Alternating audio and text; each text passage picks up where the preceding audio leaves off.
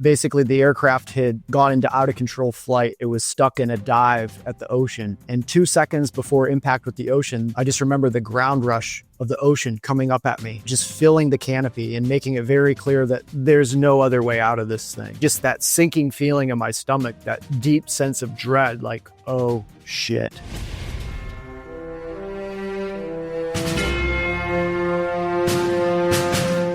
Welcome to Mindset Lessons from the Field. I'm Gina Casazza, the author of the upcoming memoir, Training with the SEAL. Today's guest was a U.S. Navy fighter pilot. He was forced to eject into the sound barrier as his plane was going down during a training exercise over the Atlantic Ocean. In the process of ejecting, he sustained catastrophic injuries that literally ripped his limbs apart, along with a severe traumatic brain injury. His body landed in the ice-cold waters of the Atlantic with a protective dry suit that has been ripped to pieces. With his parachute still attached and unable to move his arms, he was continuously dunked into the freezing water for 2 hours before his rescue. Luckily, his hypothermic condition kept him from bleeding to death. He spent the following months focusing on his recovery, and despite his catastrophic injuries, he was eventually able to score a perfect PFT and was able to return to flight duty. He recently published the book, Phoenix Revival, about his experience and long journey through recovery. Ladies and gentlemen, I'm so excited to introduce you to Kegan Gill. Kegan, thank you so much for being on the show. Thanks for having me on, Gina. I am so excited. Your story is what an unbelievable story that you got. And, I know I briefly gave, the gist of it, but I really want to just get into the mindset of this whole entire thing from the start of the ejection to where you are now, and throughout the book, the things that you talk about and you share with people. So let's start with that day, right? And what happened and that moment. And I want to know, in that moment of ejection, right? What was going through your mind when you had to do that? And do you even mentally process that? Or, it's like a life or death decision right there, right? Nobody's done what you've done.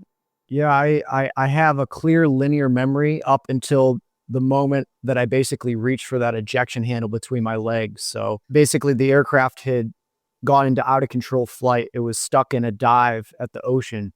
And 2 seconds before impact with the ocean, I just remember the ground rush of the ocean coming up at me, just filling the canopy and making it very clear that there's no other way out of this thing.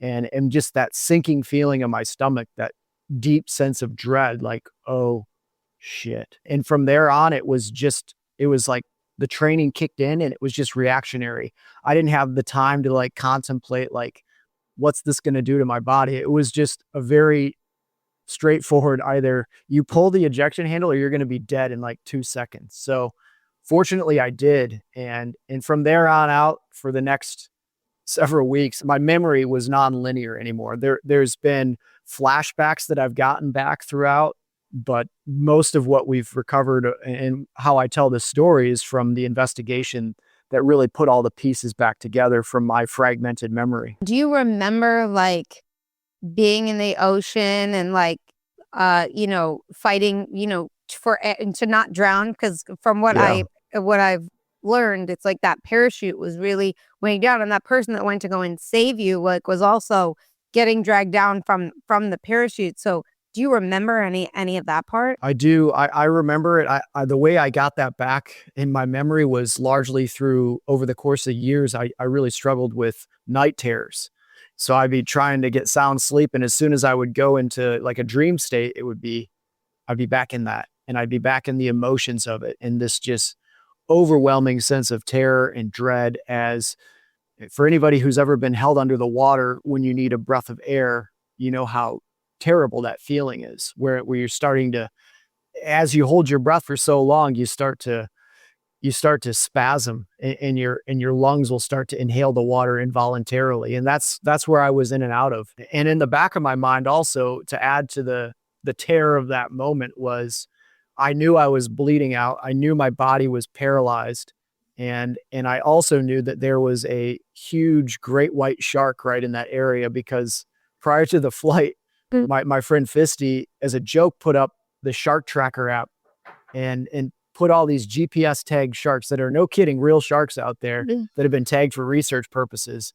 And he penned those all on the whiteboard showing what working areas we're going to be utilizing that day out over the Atlantic Ocean off the coast of Virginia Beach. And it just so happened there was this 16-foot, 3,500-pound great white shark named Mary Lee right under. And we were joking about that like an hour before this all went down. And so now that's in my mind, like as I'm being drowned and bleeding out, like Bleeding, yeah. any moment, I was terrified of Jaws when my parents let me watch it when I was like 6 years old, Oh, probably a little God. early. And there was just a lot of terror and just, I don't know how I managed to hold on. And I remember going in and out of that consciousness but eventually they got to me. Just hearing it puts me in a terror. Like, first of all, I'm terrified of the water, even though I love going in it. There's this huge fear, right? And I don't know what's underneath me. And then to Mhm. think, I know that there's this great white. There might be others, but I definitely know there's this one. I'm bleeding. I can't breathe, right? Like, there is just, I can't, and props to holding on because I just would have been like, just out of pure terror, I think would have been like, just take me now. I just, it's mind blowing to me that you were able to go through it. And, now they come to rescue you. There's so much chaos going on because no one's communicating properly. And you then get to the hospital, you wake up, right? And there's the reality of like, first of all, you lost a lot of days. You don't know what's happening. You don't know where you are, all that stuff, right? And not only that, but then there's this whole new reality of who you are because of what happened. Like what can I do? What can't I do? Right? What happened to the career and that Mhm. identity that you're so tied to. Um, and I want to know like what was going on through your mind during that wake up, if you could recall, and all that stuff? And then talk to us about that first spark of resilience where you were like, I'm gonna fight back. At first, it was just really confusing. I had I been in mean, a comatose state for a 2-week period, and so between the head injury that I sustained from the ejection, from just the force of the ejection seat, also more so impacting the sound barrier with my body, just destroyed. I mean, my face looked like I had lost in 15-round fight with Mike Tyson. I was just beat to hell. My body was paralyzed. And I remember coming to and just, it was like waking up from a dream. I had no memory of the ejection. I was no idea I was even in a hospital. Like my brain function was so poor that I just thought I was in my bedroom. And for some reason, like there was new furniture and all my family and squadron mates were there for some reason. It was surreal almost like it was waking up from a dream, but still in a dream. And I remember eventually kind of starting to get a little bit more mental function as the wheels started turning. Although they had me loaded full of so many pain meds as well. That was only making me even more loopy. But I remember kind of looking around and my body was covered in this plastic wrap to protect as all this wound vac seal to protect from infection. My arms and legs were covered in these huge surgical scars, hundreds of staples and sutures. And I remember trying to move, and I thought that they had tied me down on the bed with this little thin, itchy wool blanket from the hospital. And what it was, I was paralyzed. And it kind of took a little while for that to sink in.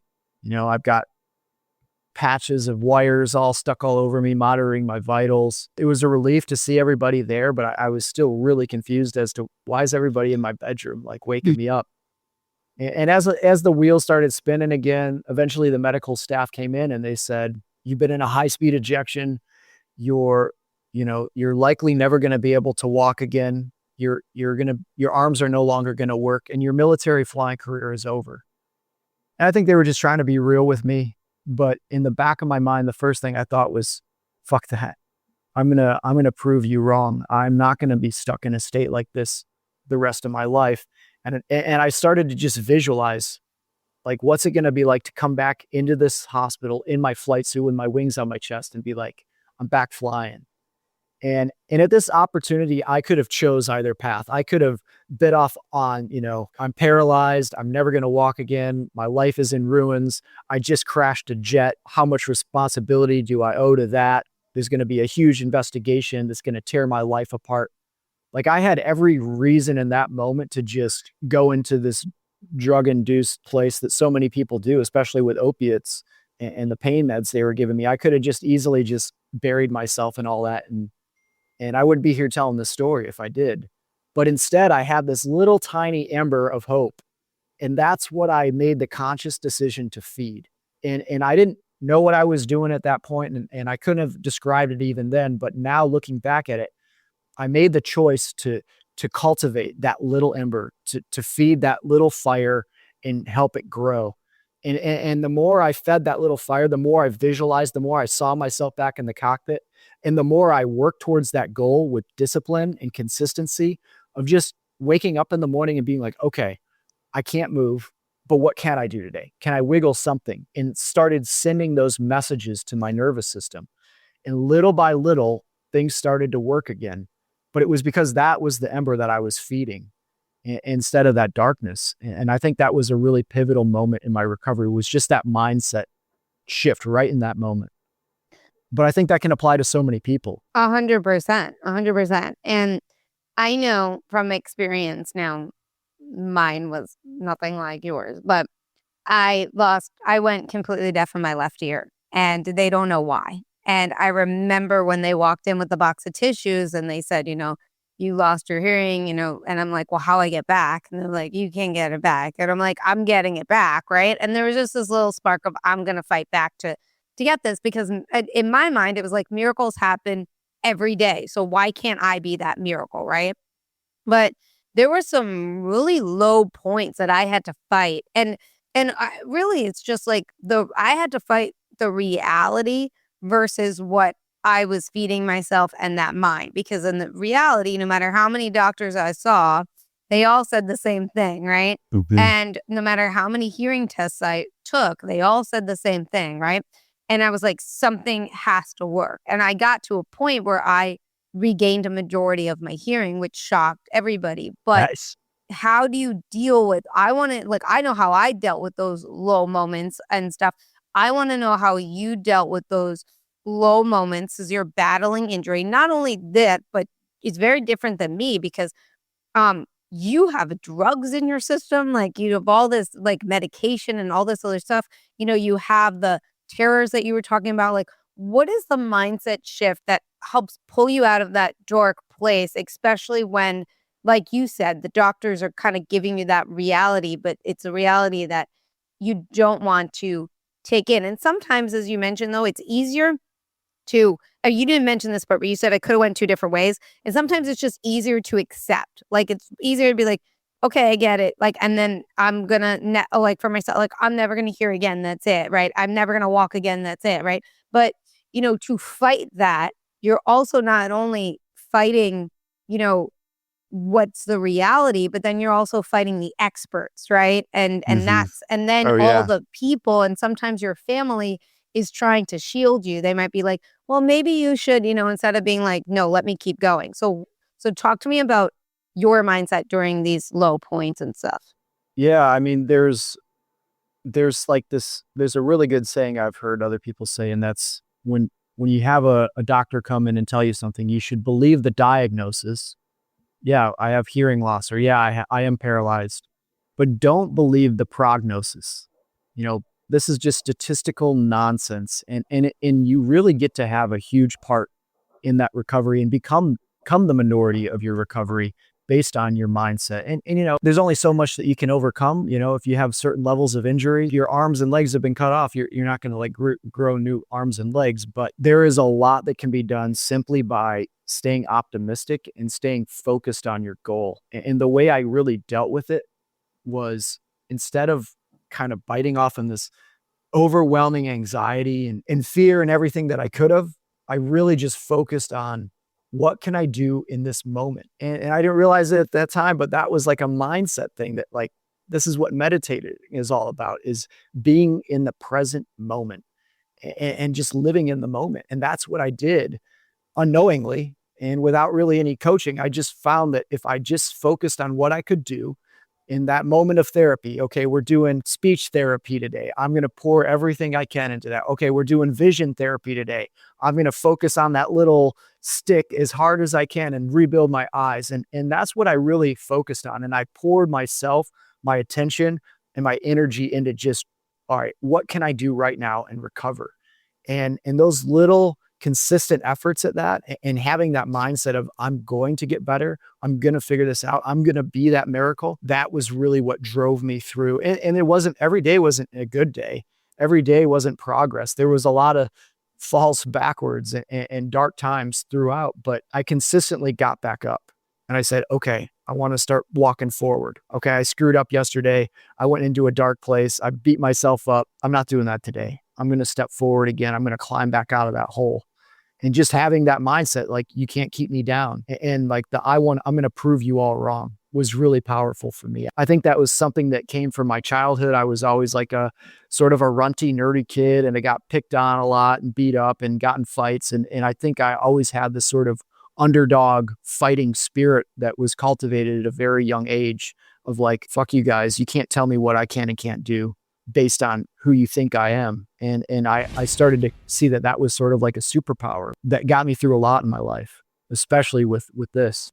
This podcast episode is brought to you by Thrivers Coffee. Podcast guest Nick McKinley's company, Deliver Fund, brings you guys Thrivers Coffee. It is ethically sourced, it's organic, and it supports traffic survivors. That is right. Thrivers Coffee is all about empowering us to making a difference in the fight to end human trafficking. That's why 100% of the proceeds go directly towards their goal of bringing freedom to victims of human trafficking. So if you guys love coffee that is organic, ethically sourced, and tastes absolutely delicious, and want to help to end the fight of human trafficking, check out Nick McKinley's company, Thrivers Coffee. You had to like surprise people, because I just know for myself, like when I showed the paper, when I took my last hearing test and it showed that I had not only just a little bit of hearing, like an enormous amount of hearing,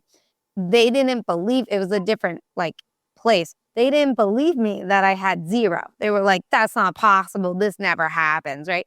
For yourself, like, did you notice like the spirit of the team that you were with when you started to do things that they told you originally were impossible, or that that weren't realistic? And then did that also shift, like in terms of their attitude, I guess? And I don't mean like attitude in like a mean way, but just their, the pot, maybe again, doctors are more like, they tell it, they're realistic, it's based off a statistic, like you just said, don't think about the prognosis. Did their prognosis change, and did that give you even more hope to really like, believe, keep believing? Yeah, I mean, a lot of the support that I got wasn't really coming from the medical team. I mean, oftentimes they were just so busy and bogged down that I didn't really get much interaction with them. I got to interact with the therapists, and they were just really stoked to have me because I was so ambitious to get better and work towards the goal, which I think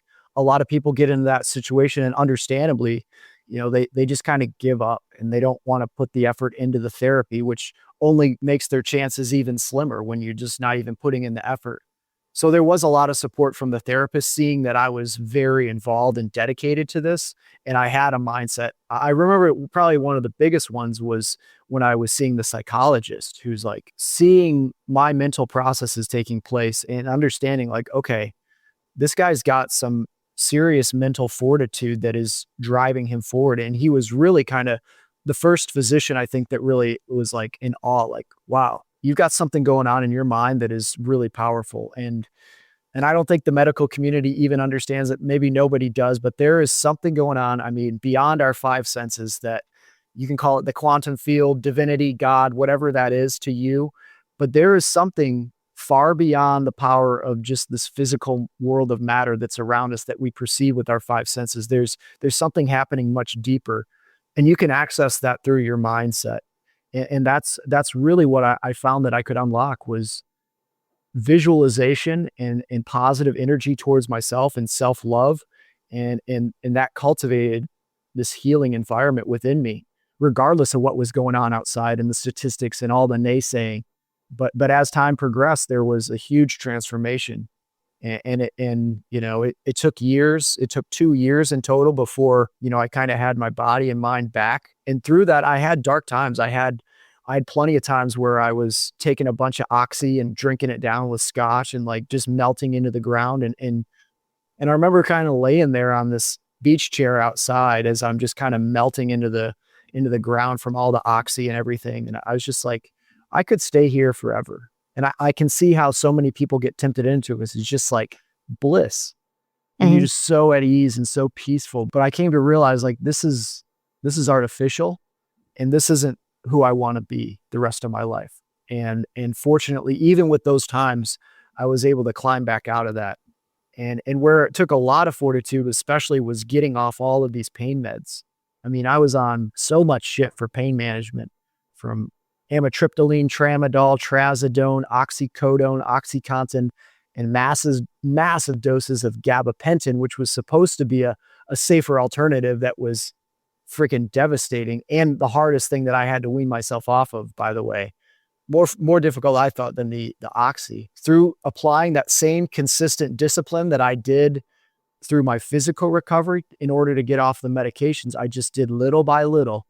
And it wasn't always big steps, and it wasn't always forward, but that was kind of my goal that I kept working for. And over the course of 2 years, after more surgeries, I had overcome paralysis, I had overcome prescription drug addiction, and I had overcome the whole investigation process to earn the right to go back to the cockpit. And, kind of miraculously, I was able to max out the Navy's physical fitness test again. I was literally running circles around the people at my command, and people are like, holy shit, like, how is this guy back? I had so much support from the strike fighter community through it, because they saw it. It was like the story of Rudy, like this underdog that, there's no way that they could do what they did, but it really had a positive impact, not just on me, but on the strike fighter community, to see me back at it. I want to talk about the healthcare system because it's so Oh broken, yeah. and you talk so much about like the drugs that you're on, and it's like, well, they put me on that. It's not even like I did it, myself, and that Right. harmful treatment and everything like that, and you know, and getting off of it too.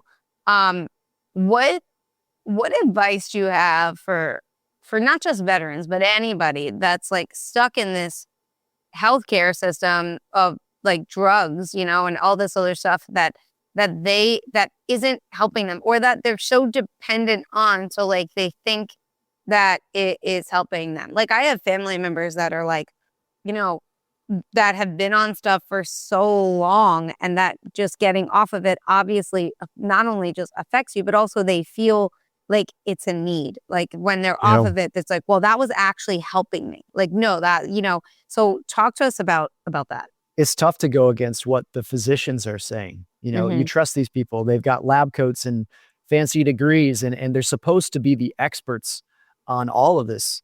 But what I came to see, through firsthand experience, was that the medical system is not designed to be ideal for the patient. It's not designed to heal you ideally. It's designed as a business model.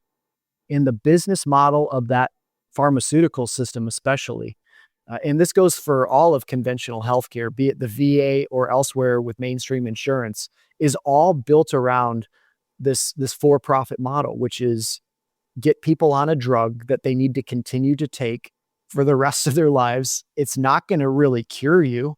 It may mask your symptoms temporarily. And really, the way the physicians are trained, I don't think many of them even realize it, but they've been indoctrinated into a system that causes them to be basically drug pushers. And I think more and more physicians are starting to see this, and a lot of them are frustrated being trapped in that system. I have a friend who's an ER doc, and it's like this is not what I signed up for, and it's only getting worse.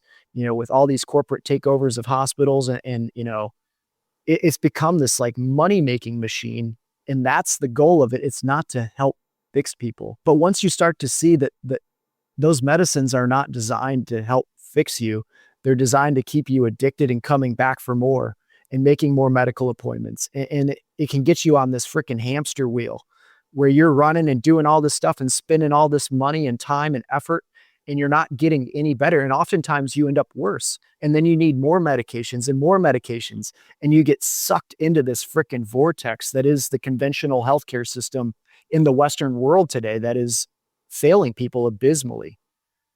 And it's tough to resist it with these people that are supposed to be the experts. But when you kind of see what's really going on, like I learned the hard way, was that stuff doesn't help you.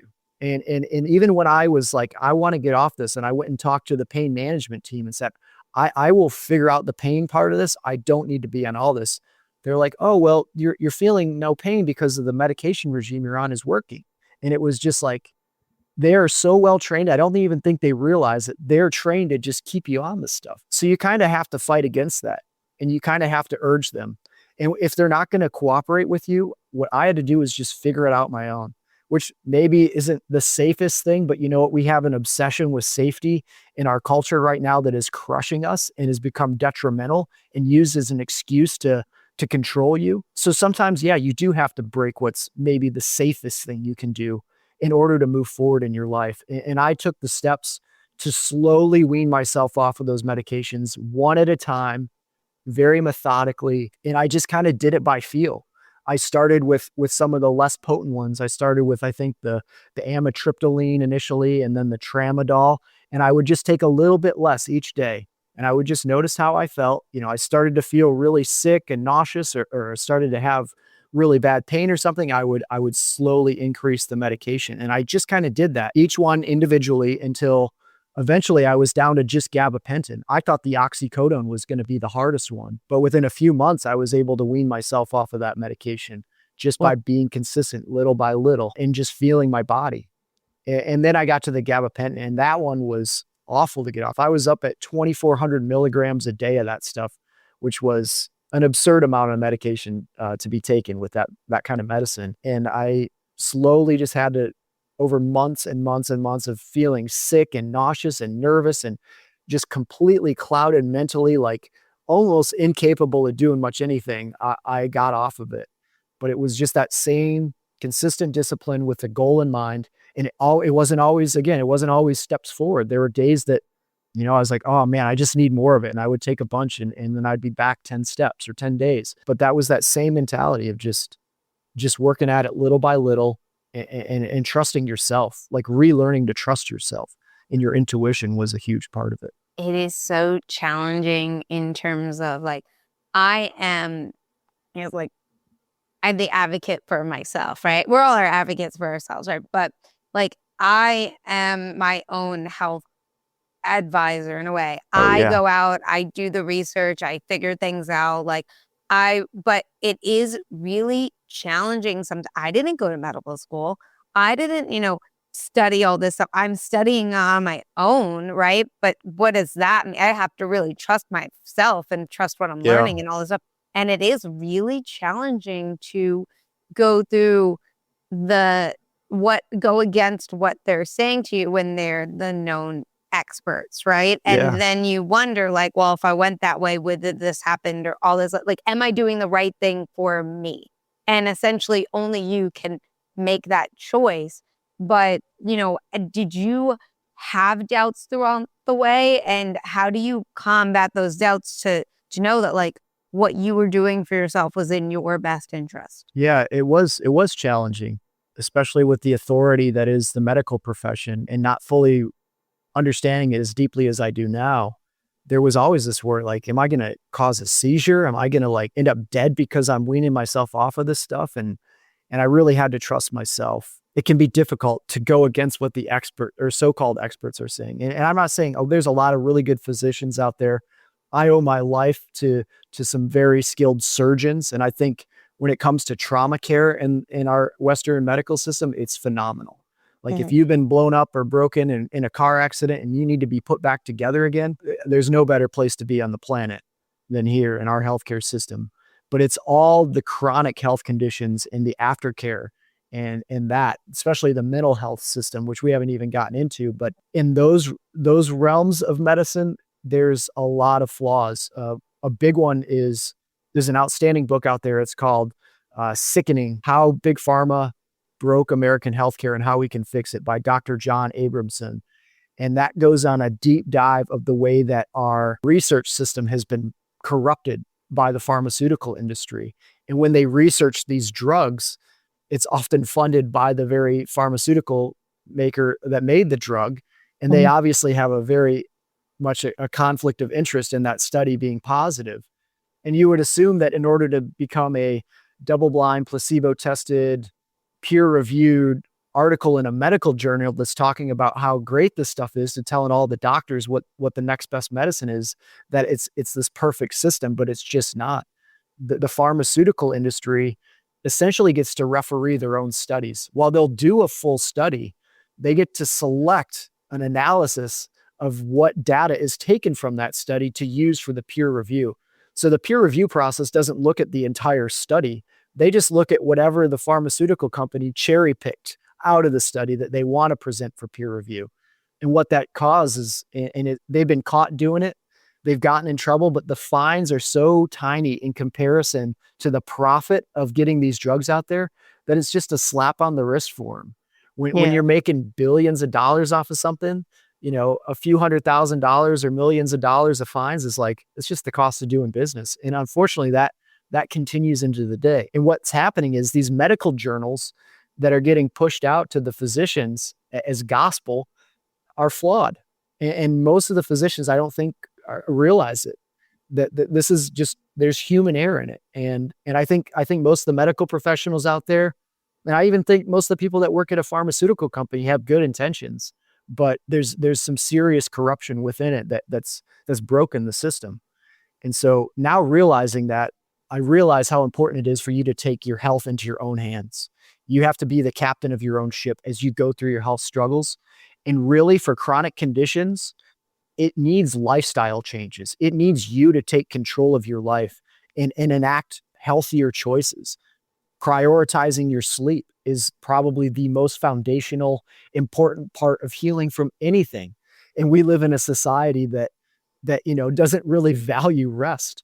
We're constantly going. We're all about working hard and charging hard and having 10 hobbies and being super fit and like doing ultra distance runs. Like, we live in a society and a culture that doesn't really value just stillness and rest. But that's probably the most important part of healing, especially if you're experiencing some sort of chronic health issue, is just prioritizing your health, prioritizing your rest and your sleep, and rebuilding that sleep. There's an outstanding book out there. It's called Why We Sleep by Dr. Matthew Walker.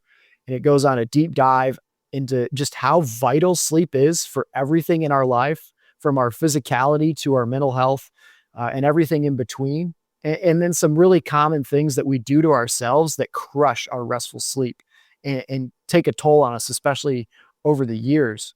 And some big ones that you can easily take out of your life are reducing and eliminating alcohol consumption. Crushes our sleep. Even if you're just having a drink or two, you're not doing yourselves any favors. And that was a really difficult one for me, coming from the drinking culture of fighter aviation. There's some long history steeped in alcohol, and we had some great times. But the more of that you can wean yourself off of and reduce and even eliminate completely, the healthier you will be, the better your sleep. And it has a profound impact on everything related to your health when you can get off the alcohol. Same thing goes for caffeine even. It's kind of such a part of our culture and drinking coffee. I love coffee. I love the taste of it, but it's like, even just a cup of coffee in the morning, the half-life of that caffeine in your system is 12 hours. So you can be late into the night and that caffeine will still be active in your body, and it's preventing you from getting deep, restful sleep. And you might not notice it. You might say, oh, I fall asleep fine. Well, you're not getting deep rest if you have caffeine in your system. That is a potent stimulant. The same goes for nicotine. The same goes for so many of these pharmaceutical drugs, is they impair your body's ability to get into deep, restful sleep. When you can start to address that, when you can start to put up, if you need to, dark curtains, if you need to wear a blindfold, if you need to sanitize your sleeping space so that you're not getting interrupted and you have darkness, not being on your phone or laptop late into the night, staring at a blue screen can drastically improve your sleep.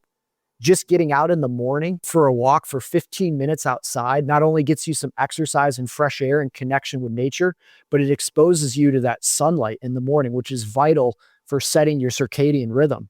And that also drastically can improve your sleep. I know I'm throwing a lot at people, but if you can take little steps in a positive direction and start to educate yourself on these very simple things, it has a profound effect. And I would say the next big step after the sleeping is focusing on your nutrition and your hydration. You know, in our country is unfortunately just we have a food system that's just as broken, if not more broken, than our healthcare system.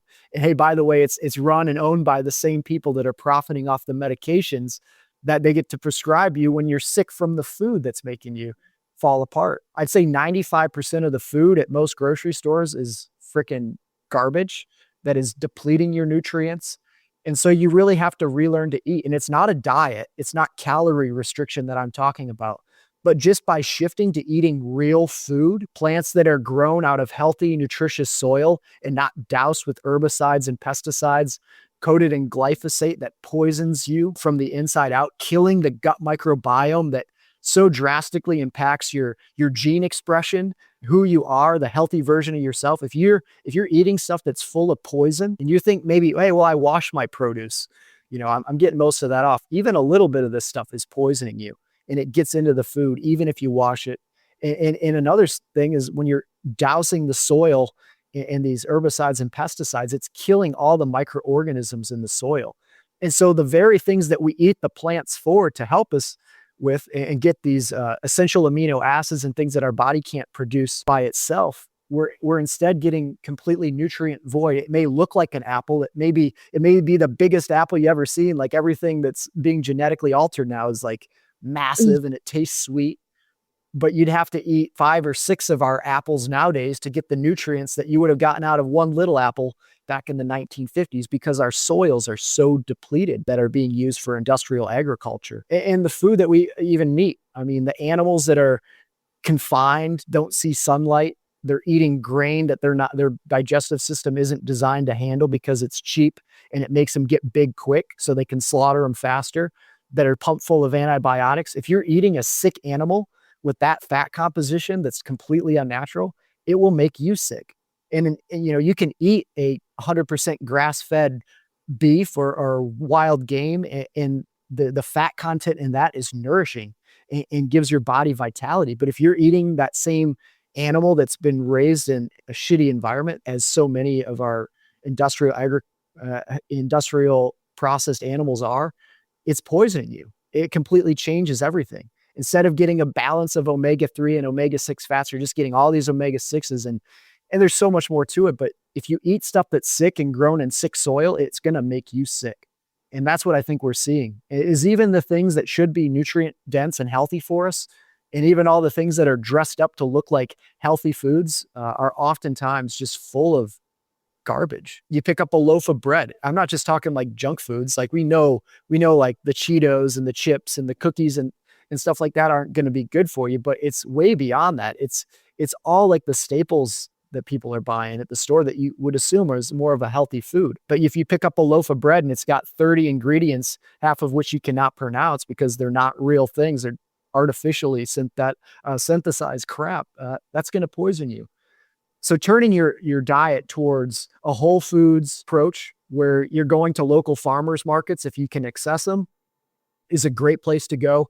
Talk to the farmer, ask them, how do you grow this? Where is your soil? Go visit the farm and you'll be amazed at how many small farmers are popping up. There's kind of a resurgence of this regenerative agriculture, organic farming coming back. Even the USDA organic label has really been corrupted, and it may be better than the conventional produce still, but you know, the industries really have been doing everything they can to whittle down what that organic label means so they can slap it on and make more money off of their foods. And we could talk about nutrition all day, but that's a really important place to start. You know, you said too about sleep, and I find it so funny because the hospital, the last thing they do is prioritize sleep because they're waking you up every 5 seconds. And I remember when my dad was in the hospital, I think, I don't know, 2 or 3 years ago, and he was like, couldn't wait to get out just to get a good night's sleep.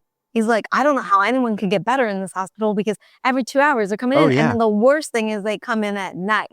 And he's like, that should be my sleep. Wake, come up in the daytime. They leave me alone. I'd like, don't leave me alone in the daytime. I'm awake, like, let me get my sleep. And it's mind blowing to me. And then when you do finally like get like a nap in, like you mentioned, like, it's daytime in the hospital. The lights are on. It's like, it's Mhm. it's a different environment as opposed to like me getting a nice restful sleep where I'm supposed Yeah. to. And I just find that so interesting. But like you said, it's this giant loop. And, I'm always so blown away and baffled. I mean, I kind of like am just like in awe of the fact that they've created this business that we are a slave to.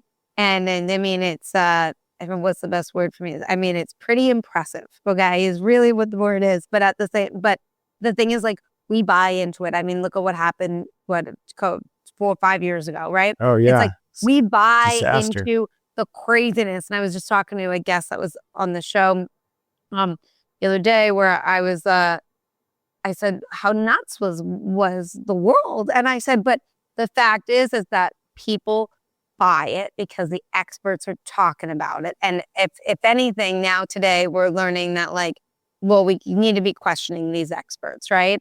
And Oh yeah. and you're right about all this. And I mean, I could talk about food and healthcare all day. But I want to talk about another thing in the same realm, kind of, but that doesn't really get talked about a lot, and that's psychedelic therapy. Yeah. And that played a big part in your recovery. And I want to know, like, how did you embrace that unconventional treatment? And and how did that aid in your healing? Because again, like something that they're not making money off of, they're shutting down and they're saying it doesn't help. Now, how do you be so open to that, and how did that aid in your healing? Yeah, it had a profound impact on my healing journey. I had made this physical recovery. After the ejection, I went back to flying Super Hornets and I was kind of back on top of the world. And that's where the sort of happy ending Disney version of the story would be. But I then later experienced years of struggle with mental health that led to my medical retirement from the military. And I found myself dealing with a much more difficult challenge, which was dealing with mental health issues, a PTSD diagnoses, and the sort of misunderstanding that PTSD is really just symptoms of brain injury, dysfunction in our brain. I spent years of struggle. I ended up living in a mental hospital run by the VA that was all this stuff we're talking about with the healthcare system and not sleeping and just pumping you full of drugs and shitty food that makes you sicker. It was abysmal. And I found myself in a really dark place where I was eventually got out of that facility. I was just a broken human being. And I knew that the conventional system had loaded me up on so many drugs once again for this mental health issue. And I was just getting worse. And it was the same insanity that happened with the pain meds, which was like, oh, the med's not working. That means you need more of it. So here, take more. Meanwhile, the side effects get worse. And now you need all these meds to counter effect the side effects. And next thing you know, you're just back in that freaking sickness vortex that's going to profit off of you all the way to your death, as prolonged as it can possibly be. And a miserable place to be that so many people in our country and around the world are trapped in that system. But something that was a huge change of course for me was accessing psychedelic assisted therapy. I managed to stumble across the book called How to Change Your Mind by Michael Pollan, and that talks about the use of psychedelics or indigenous medicines, it's also called, or entheogens, or whatever your preferred nomenclature, uh, for healing trauma and mental health issues. And there was a ton of apprehension. People around me, my family, especially the VA psychiatry team, they're like, that's the last thing a guy that's dealing with psychoses needs, is to go take some psychotic, go on a trip. And there's a lot of fear mongering and Yeah. stigma around these indigenous medicines. But that's how But they get you, though. Like the Mhm. fear mongering. That's how they all. I mean, it's all works that way. The food industry, the pharmaceutical Oh, industry, yeah. politics. In order for you to get what they want, they have to fear you, and that's their win right there. Once you experience these medicines, and I'm not saying it's for everybody, and you don't want to just jump into it without preparation and integration on the backside with medicine that you don't know where it came from without the proper dose. It's got to be done correctly.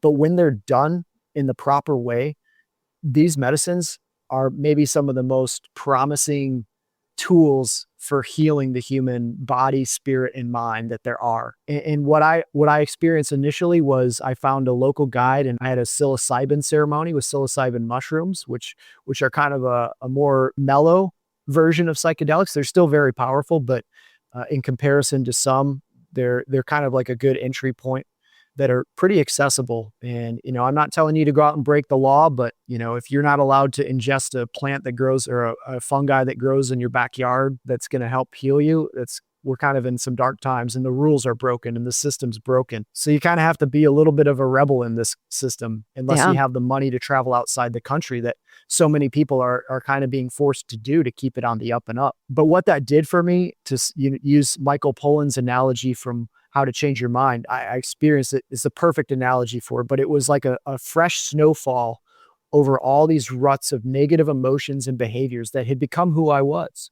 I was just living in this dark, seething anger with betrayal and resentment, and just, I was in a bad place. And that was all I could experience. And those neural pathways had just been reinforced and reinforced and reinforced. But what that medicine, the psilocybin helped me see was like, I don't have to be that anymore.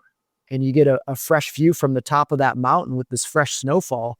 And now you get to take a clean line down on your skis or your snowboard or whatever you're into, and take a new path and become a new version of yourself. And then when you can take that and you can start to rebuild new habits in your integration process, you can have profound positive impact. It's like hitting the reset button for who you are and then becoming the best version of yourself you've ever been. And over the course of years, I was fortunate to get access largely through veteran nonprofit organizations, traumatic brain injury clinics, customized nutraceuticals, and lab work that actually went in and saw where the physiology of my mind was off and addressed those issues directly instead of just talking about, oh, how do you feel today, in like this weird world of talking about our emotions that doesn't necessarily help fix the underlying hardware that's broken. And Mhm. once I started to fix the hardware in conjunction with the psychedelics, I got to go down to Peru with Heroic Hearts Project and experience ayahuasca. And that was an even deeper dive and bigger eye opener than the psilocybin had been. Not only do they sort of reset your system to give you a chance to like just start anew, they connected me to something I wasn't even looking for. And it really connected me deeply to something. You could call it spiritual, you could call it God. I'm not here to tell you what to believe, but you get to experience that realm firsthand. And it has a profound effect on your perspective of everything that changed my life for the better. It was like I had this just calloused armor built up over my heart and my emotions for so long of just trapping everything inside me. And that finally burst away. And it was like I could feel again, I could breathe again, I could love again. And once I opened back up and came reconnected to this field of divinity and love that connects all of us. And again, these are imprecise ways to describe it. These are the ineffable. This is something beyond human perception, logic, that's out there, that's very real. And all these different religions and spiritual beliefs and even quantum physics are trying to comprehend and understand it. But we're so simple creatures that we cannot understand the complexity of the infinite that is divinity, or whatever you want to call that. But Mhm. it gives you a glimpse into that world beyond the perception that we normally have, beyond our five senses. You get to experience it firsthand through these indigenous medicines.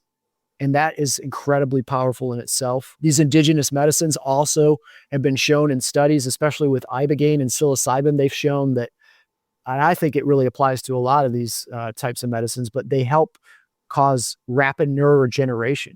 They help your brain and nervous system repair and restore. It resets the dopamine system so that you're no longer a slave to addictions, whatever those may be, your social media accounts, your news, your freaking alcohol, drugs, whatever it is, whatever your thing is, it resets that so you're not just like stuck in this reflex mode, living by default. It resets what's called the default node network. So you're not just this person that's just living in this entrenched behavior, and you get a new opportunity to rebuild the most authentic version of yourself that you've ever been. And when you start to connect to that version of yourself and you start to rebuild it and you start to take these steps by improving your sleep, your food, drinking clean water that doesn't have a bunch of shit in it, getting outside, reconnecting to community through something you like to do, and reconnecting to nature, it's amazing the transformation that it can have. And it's, it's changed my life for the better. And I now look back at all this shit I've been through and I'm so thankful for it, because those medicines also showed me like all of that happened to bring you to now, in this very moment that we are in now. And in every single moment of our life, we get to choose. Do we want to live in this world of fear and anger and frustration and just get bombarded by all the things that we think we have to do, like watch the news and watch social media and drink the alcohol and drink the coffee in the morning, and this just grind that so many people find themselves just trapped in, that's just making you sicker and less happy? And when you can see that you also, in every single moment, you can choose love, you can choose positivity, and you can take control of your action in every single moment. And it doesn't matter what's happened in the past. It doesn't matter if you spent 10 years digging yourself into a hole through your addictions or whatever struggles you're going through. In this moment right now, you can choose to look up and see that light and move towards it. I have to ask this question then. With all that, and we're talking about mindset and healing and all that stuff. And then, you do what they say you can't, right? You can walk, you ran circles around with the PT, like all this stuff. What was going on in your mind when you got back in the cockpit? Was there like a mental battle from what you endured and went through to then, going back again and flying for the first time after that? I've been working so hard towards that goal and visualizing it, and like I needed to get back on the horse that bucked me off. Yeah. And there was definitely, as soon as I got word that I was going to class up, and I was going to go back flying, like that day, like we're getting at it. I had like very little warning that was actually going to happen until the day of. But I was initially kind of like, holy shit, this is happening now. And there was a little bit of nerves, like, wow, like what's it going to be like going back flying? I haven't flown in 2 years. Am I still going to be able to do this for real? But I had so much excitement from years of just working towards that goal. It was like a huge sense of relief. And after I'd done like some refresher training in the simulator, some more ground schools to refresh on all the systems and emergency procedures. And then when I actually got to get back in the jet and go fly, one of the first things I did on that first solo was I went out to that same area of airspace over the Atlantic in almost the exact same spot. And I rolled the jet inverted and I dove the jet down, which was the same maneuver that I was doing when I ejected. And I was wondering, like, what's it going to be like? Am I going to be diving at that ocean? I'm going to get flashbacks and I'm going to become non-functional, but it was all good. I pulled through, I came through the bottom of it and all was good. There was definitely, I was a little more cautious than I had been before. I had a deeper respect for how dangerous that job could be, but I was so excited to be back. I have 2 more questions for you. Sure. That I definitely want to get in, because I know it's an hour show. I could talk to you all day. But these 2 I definitely want to get in for you. Because you mentioned, you had to medically retire because of mental, right? So how did you find that new sense of purpose again? Because from what I'm hearing, and I could be wrong from the interview, in that it sounded like, you didn't get to go out on your terms. It was kind of like, I had to go out, right? Yeah. So how did you find this new identity, this new sense of purpose, and what is that for you? As this mental health struggle got worse and worse with the conventional treatments, it was, I felt like a massive failure. I was losing my job. I was losing this thing that I'd worked at for years. I had been doing it for 13 years. I had been in the world of aviation. Being a pilot was who I was. It was my identity. And to lose all of that because of something at that point they were kind of describing to me was just this emotional thing going on. It was so frustrating. Really, there was this underlying physiology of my brain was in chaos, and that wasn't being addressed, but exacerbated. But at the time, I thought it was just like, why can't I just get over this? And so I had a hard time. I became suicidal and went to some very dark places for years because of losing that. But again, these medicines, these indigenous medicines, they reconnected me to purpose. They showed me that I had been through all of that hardship because I could handle it and because it was going to help bring me to this moment to share this story. And the big calling that I got through it all was I need to share what I've been through. And so I decided to write a book, Phoenix Revival, to share the story.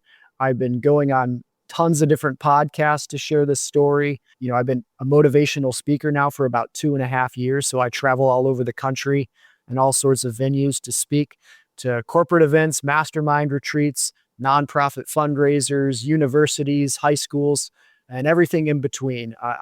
Everybody I've met with and talked to, this really resonates with the huge audience. But I found that this is something that needs to be talked about from a firsthand perspective, not just some study-based nonsense or, you know, this is experience that I think most people that have gone through this kind of stuff, especially people that have had to go into the mental health world, they don't get to talk about it anymore. They don't have the ability to articulate this. And I know it needs to be talked about so that we can start to fix the system. You know, the first step to fixing a problem is admit that there is one. And I want this to paint the picture, not to tear the VA down or destroy the conventional healthcare system, but let's take some steps to make it better. We have the ability to make it better, but there's a lot of financial interest that we're going to have to overcome to change it. But I think by having the public awareness about that is a good first step. And then more importantly, I want this to be the biggest calling that I've had in my new purpose in life is I want to be that spark of light that I wish I had when I was in that darkness, when I was in that hopeless place, broken, being told I would never get better, that my only option was just to take more pills and be miserable and just be happy I'm alive. It doesn't have to be like that. I don't know what people are going through. We all go through our traumas. You don't have to have been blown up in an ejection. You don't have to have been in a combat environment to experience struggles in life. It's part of our human condition. But realize when you can get through those and rebuild yourself and pick yourself back up, it's going to allow you to become an even better version of yourself. The greater the hardships we experience, the greater the ability that we have to rise even higher. Before I get to the final question, can you share with us your book and tell us about it? I don't know if you do video, but this is Phoenix Revival. It's the aftermath of naval aviation's fastest survived ejection. My friend Bryce did the artwork on the cover. He's a former Green Beret and a really talented artist. He took a digital image of me and my gear and was able to paint it. And then the publishing company was able to enhance the background with the cool psychedelic kind of imagery. It took initially about 9 months to write the first version of the manuscript, but it was just sitting down. I wasn't a writer, you know, I'd never written a book before. I wasn't even a great English student, but I was like, this is something I just need to write down. And I just kind of figured it out as I went. I kind of just brain dumped over the course of 9 months, telling my story chronologically of like what all had happened. Spent another year or two just redesigning it, rebuilding it, improving the writing, figuring out the publishing process, which was, I think, even more challenging than writing the book, was just figuring out how to get it out to the world. But here it is, about 3 or so years after I started writing it. It just released into January, and now you can get it on Amazon, hardcover, paperback, ebook, and on Audible. It's a reality, and I hope it can really help inspire people. And it also has a lot of practical tools in it that we kind of brushed on, which are ways that you can improve your own health. But you just got to take the helm back into control, and you get that choice in any given moment. So what do you recommend for us, to all the listeners out there, like to help take that first step forward? Like, what's the mindset shift that you recommend to help us take one step forward to, you know, when life is really challenging us? You just got to dig within yourself and find that little ember of hope. And no matter how small it is, you got to realize the power of that little tiny, even if it's just a little tiny spark. And maybe this story that I'm telling you will be a spark for you. But if you can get that spark going and realize that if you cultivate it, you can overcome immense challenge. The human spirit has the ability to endure immense hardship and realize the darker the place that you have been, it really can allow you to overcome more and become an even more powerful, strong version of the human that you can, the best version of yourself is awaiting you on the other side of whatever hardship you face. There's a quote I really love by Carl Jung, which is, in order to grow to reach the heavens, you must have roots that have been deep into hell. There's a lot of different ways of describing it, the yin and the yang, this relationship between the light and the dark that is the human experience. Try to take that light and go with it and cultivate it and realize that these challenges you may be facing, these are lessons. They're not a punishment. It's to help teach you something. And it doesn't always seem like that. It can be really easy to feel like you just want to, like, why is this happening to me? Why me? I didn't deserve this. Well, it's happening for your benefit. As crazy as that might sound, it's giving you the opportunity to overcome something and become the best version of yourself. So just try to find that light and cultivate that. And don't underestimate the power of your imagination. In our culture, we kind of dismiss the imagination as this fictional, made up thing, but there's great power in what you imagine and visualize and cultivate within your own mind.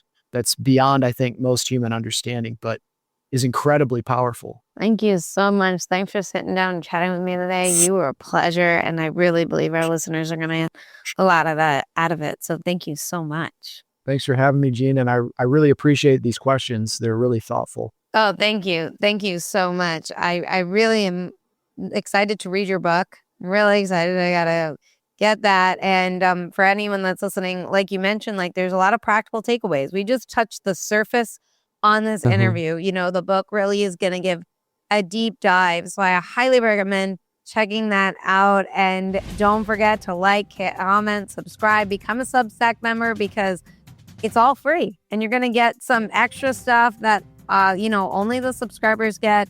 And I guess that's it. Tune in next Wednesday. Thanks, guys.